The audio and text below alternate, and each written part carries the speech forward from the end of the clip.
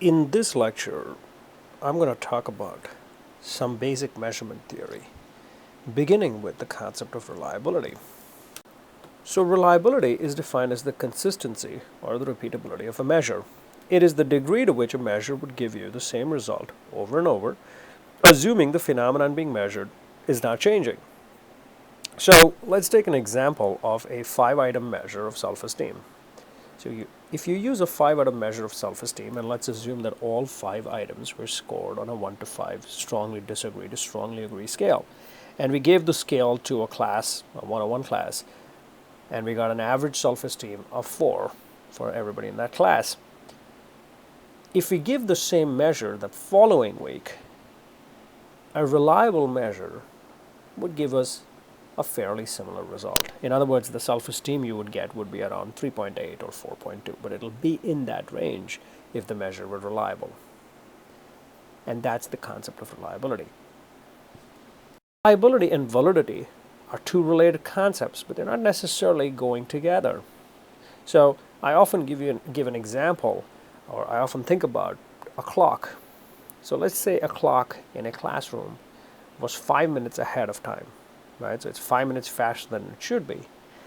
Now that clock is consistent. In other words, it's reliable, but it's not valid.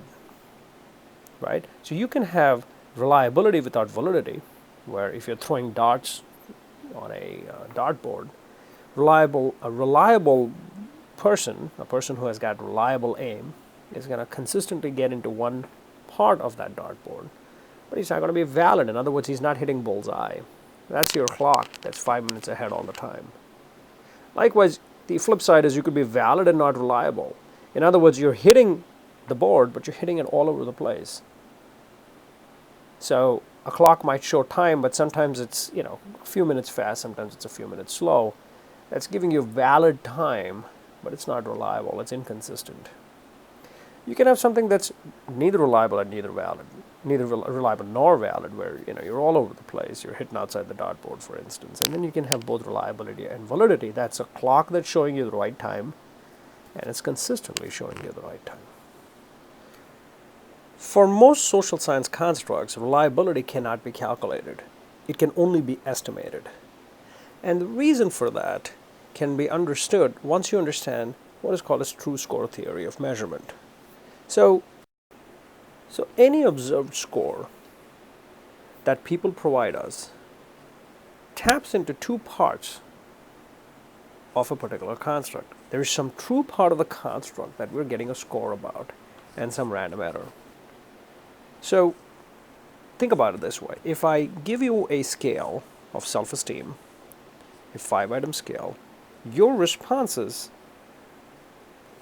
for those 5 items is the observed score. This observed score has two components to it. It's going to have some true self-esteem that it's going to tap into, and it's also going to tap into some error. Now, error, we generally think about it as a random error, but there are two types of errors that you need to understand. Random error, okay.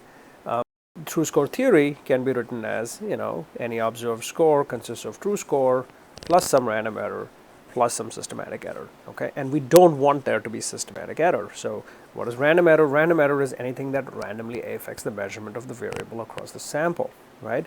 These are things like your mood, things like, your happiness level, your blood sugar level, when the class was. So if the class was in the morning as against the evening or in the afternoon, people's blood sugar levels are different, people's happiness levels are different, people's moods are different.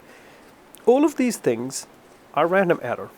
They are random error because, one, they occur randomly, and two, some people are happy and some people are sad. Some people have high blood sugar, some people have relatively lower blood sugar. So what that does is it cancels each other out. So random error, therefore, the variability in the data. So let's say this is the distribution of a variable of self-esteem of an individual or of a group without random error. What random error does is it just spreads the distribution across a little bit more. Why? Because there's a little bit more variance or error that's spreading out the distribution. Is that the mean does not change. The average remains more or less the same. Why? Because the pluses and the minuses balance each other out. Okay? Then you have systematic error. Systematic error is, by definition, something that systematically affects the measurement. It's also called bias. So if you ask questions in a certain way, if you ask the wrong question, let's say there was a question that was consistently wrong, or that had no right answer, or that was loaded in one direction, like this, do you agree with a group of people, as against asking, do you agree or disagree with a group of people? So you push people towards one only agreement and don't give them the opportunity to think about disagreement. These kind of issues would lead to a systematic error or a systematic bias in the average performance of the group, and the systematic error would lead to a change in the mean distribution. So just imagine, like, you take an exam in a classroom. Random error would be, some people are guessing right, some people are guessing wrong. Systematic error would be if there was a wrong question in the exam. So what systematic error would do is it would inflate or deflate performance systematically, and therefore the mean itself would alter. Therefore, so what we don't want to get is measurement error. And in order to avoid that, we pilot test our instruments.